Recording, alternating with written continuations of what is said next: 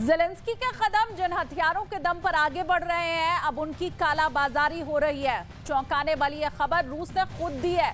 रूस ने यूक्रेन पर अमेरिका और यूरोपीय देशों से आए हथियारों को बेचने का संगीन इल्जाम लगा दिया है। क्या है ज़ेलेंस्की के इस धोखे का सच, इस स्पेशल रिपोर्ट में देखिए।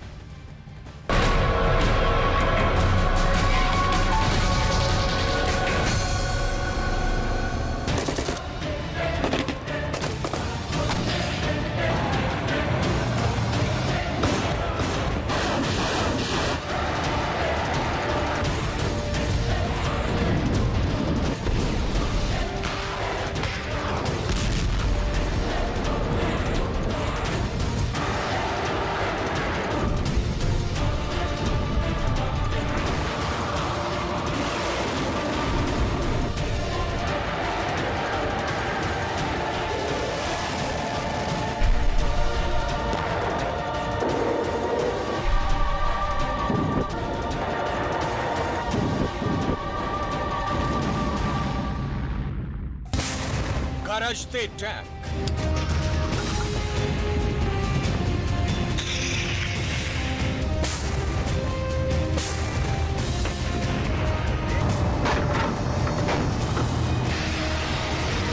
आग बरसाती मिसाइल,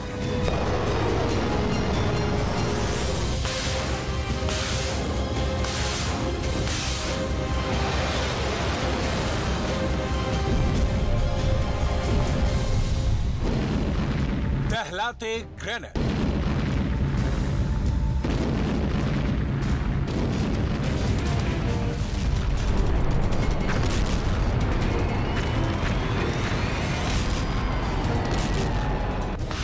एंटी टैंक मिसाइल,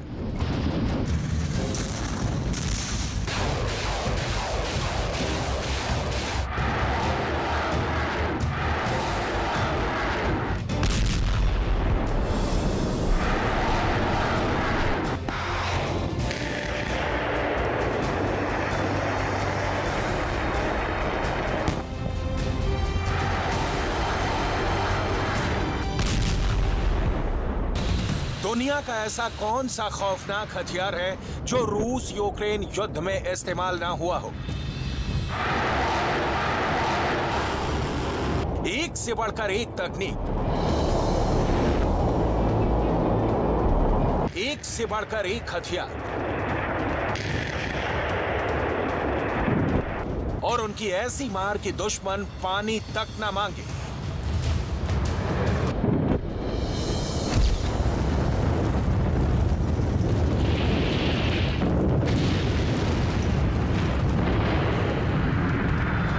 एक तरफ रूस अपने हथियारों के दम पर मैदान में है, तो दूसरी तरफ यूक्रेन की मदद के लिए नाटो और कई दूसरे देश खड़े हैं।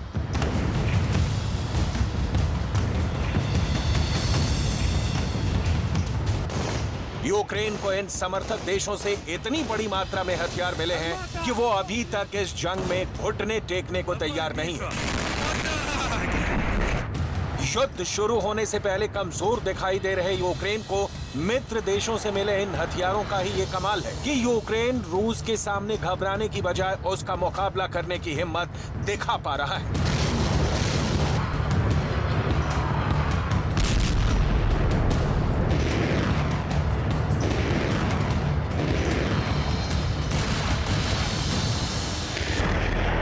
लेकिन अब यूक्रेन को मिलने वाले यही हथियार सवालों के घेरे में है। सवाल भी ऐसे जिसने अमेरिका जैसे उन देशों पर ही सवाल खड़े कर दिए हैं जो खुद को आतंकवाद का सबसे बड़ा दुश्मन बताता है।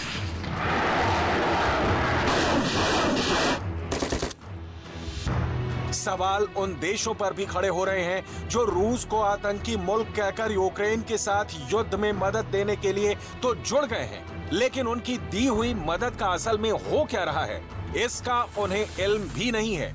इंटरपोल और यूरोपोल जैसी एजेंसियों ने युद्ध और हथियारों से जुड़े जिस डर को अब से कुछ महीनों पहले सामने रख दिया था, अब रूस उसी डर को आंकड़ों के साथ सामने लेकर आया है। ये डर है हथियारों की ब्लैक मार्केटिंग।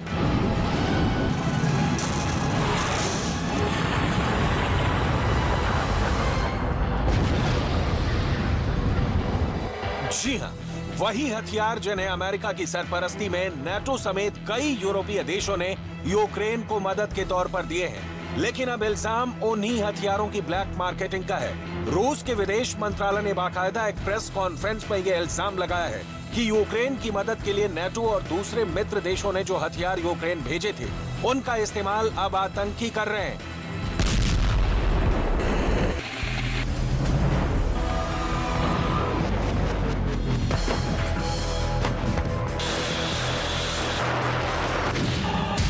यानी यूक्रेन इन हथियारों को ऐसे खूंखार आतंकी संगठनों को बेच रहा है जिन्होंने दुनिया के दूसरे हिस्सों में बर्बरता और आतंकवाद का साम्राज्य कायम कर रखा है।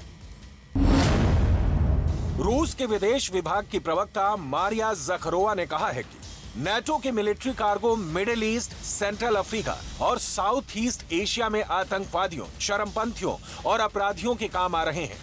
Вы не просто являетесь соучастниками преступлений киевского режима, вы являетесь ровно теми, о ком говорите регулярно в принимаемых каких-то декларациях и заявлениях. Вы являетесь спонсорами террористической деятельности, которая проходит под эгидой киевского режима и непосредственно при участии НАТО и как альянса, и как отдельных его членов, во главе чего стоят Соединенные Штаты Америки. रूस और यूक्रेन के बीच युद्ध शुरू होने से लेकर अभी तक नाटो देशों ने बड़ी मात्रा में यूक्रेन को हथियार सप्लाई किए हैं। इनमें राइफल, मिसाइल, टैंक, ग्रेनेड्स, बख्तरबंद गाड़ियां, मल्टीपल रॉकेट लॉन्चिंग सिस्टम और गोला बारूद सब कुछ शामिल है। रूसी विदेश विभाग के आंकड़ों की माने तो नाटो देशों ने अभी तक यूक्रेन को जो हथियार सप्लाई किए हैं उनमें शामिल है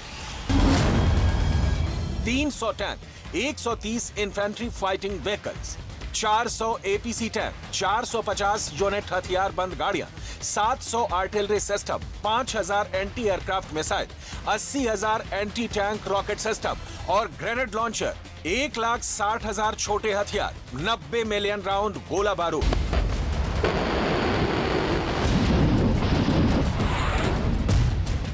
नाटो और दूसरे यूरोपीय देश यूक्रेन को जो हथियार सप्लाई कर रहे हैं उनमें सबसे बड़ा हिस्सा अमेरिका का है। यूक्रेन की मदद के लिए अमेरिका अभी तक एक बड़ा बजट खर्च कर चुका है।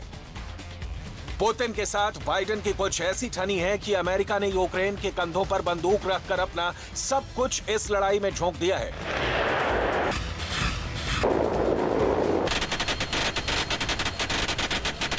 अभी तक यूक्रेन को दुनिया भर से जितनी सैन्य मदद मिली है उसमें सबसे बड़ा हिस्सा अमेरिका ने खर्च किया है। यूक्रेन को अभी तक कुल 42.3 बिलियन डॉलर्स की सैन्य मदद दूसरे देशों से मिली है, जिनमें से अकेले अमेरिका ने 28.3 बिलियन डॉलर्स की मदद भेजी है। अब समझ लीजिए कि अगर रूस के दावे में दम है और वाकई यूक्रेन हथियारों की ब्लैक मार्केटिंग में लगा है तो दुनिया पर आतंकवाद का खतरा पहले से कई गुना बढ़ चुका है। इस खतरे को इंटरपोल और यूरोपोल जैसी एजेंसियां पहले ही भांप चुकी हैं।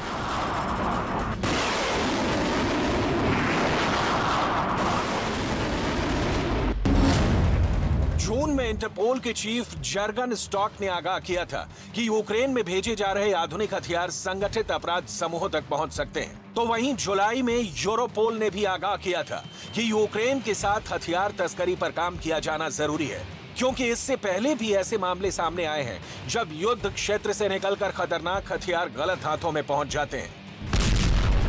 इस पूरे खेल को समझने के लिए ज्यादा दिमाग लगाने की जरूरत नहीं है। बस इतना समझ लीजिए कि हथियार बना कोई और रहा है, भेजे किसी और के लिए जा रहे हैं, लेकिन पहुंच किसी और के पास रहे हैं। यूक्रेन इस समय नए हथियारों का ऐसा प्लेग्राउंड बन चुका है जहां से हथियारों की तस्करी दुनिया भर में खौफ और आतंक के नए सेंटर खोल सकती है। यूक्रेन से निकलकर जिन हथियारों की तस्करी की बात की जा रही है वो ऐसे हथियार हैं जो पल भर में कहर बरपा कर बर्बादी का मंजर आम कर सकते हैं। सवाल इसलिए भी उठ रहे हैं क्योंकि यूक्रेन को अरबों के हथियार अब तक मिल चुके हैं, लेकिन फिर भी वो हथियारों की कमी का रोना रोता रहता है। तो अगर नाटो देश इतनी बड़ी मात्रा में हथियार भेज रहे हैं तो ये हथियार जा कहां रहे? क्या वाकई हो रही है हथियारों की तस्करी? कौन कौन से हथियारों की हो रही है तस्करी? यूक्रेन से जिन हथियारों की तस्करी का सबसे ज्यादा खतरा है उनमें सबसे बड़ा नाम है अमेरिका की जैवलिन मिसाइल। जो पल भर में रूस के अत्याधुनिक टैंक्स को मिट्टी में मिला सकती है। यूक्रेन ने रूस के हजारों टैंक और बख्तरबंद गाड़ियां इसी जैवलिन मिसाइल के बूते तबाह की हैं। अब सोचिए, करोड़ों की ये जैवलिन मिसाइल अगर आतंकियों के हाथ पहुंच गई तो नतीजा क्या होगा। यूक्रेन को अमेरिका से मिलने वाले हथियारों में स्टिंगर मिसाइल भी शामिल है। इस मजबूत पोर्टेबल एयर डिफेंस सिस्टम के बूते यूक्रेन के सैनिक रूस के हेलीकॉप्टर और विमानों को जमकर निशाना बना रहे हैं।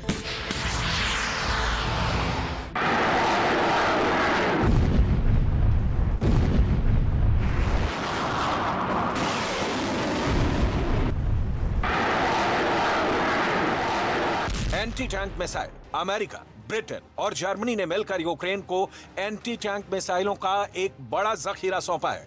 इन मिसाइलों के जरिए यूक्रेन रूस को बड़ा नुकसान पहुंचा सकता है।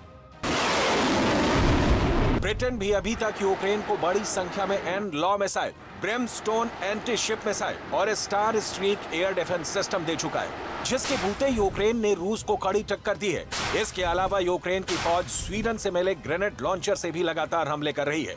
इसके साथ साथ नई राइफलें और गोलियां भी बड़ी मात्रा में यूक्रेन पहुंच रही हैं, जिनके बूते जेलेंस्की की फौज मैदान में डटी है। लेकिन अब यह आशंका गहराने लगी है कि कहीं ये हथियार यूक्रेन से बाहर तो नहीं जा रहे। दुनिया भर में ऐसे हथियारों की सप्लाई पर लगातार सवाल उठ रहे हैं, लेकिन अभी भी इन सवालों को यूक्रेन में गंभीरता से नहीं लिया जा रहा। ऐसा नहीं है कि नाटो और यूरोपियन यूनियन को इस बात की आशंका नहीं है कि यूक्रेन से हथियारों की तस्करी का मतलब दुनिया भर पर खतरा मंडराना है। यूक्रेन भी इस बात को अच्छी तरह से जानता और समझता है, लेकिन इसके बावजूद वो लगातार अपने साथ खड़े देशों से हथियार मांग रहा है। इसके अलावा खुद रूस के कई ऐसे अत्याधुनिक हथियार हैं जो उसके सैनिक युद्ध में पीछे छोड़ गए हैं। कहा तो ये भी जा रहा है कि रूस के ये हथियार नाटो के दिए हुए हथियारों से भी ज्यादा है। रूस का ये इल्जाम है कि यूक्रेन से हर महीने करीब $1 बिलियन के हथियारों की सप्लाई बाहर की जा रही है, और अगर इसे रोका नहीं गया तो इसका असर दुनिया के दूसरे देशों पर भी देखने को मिलेगा।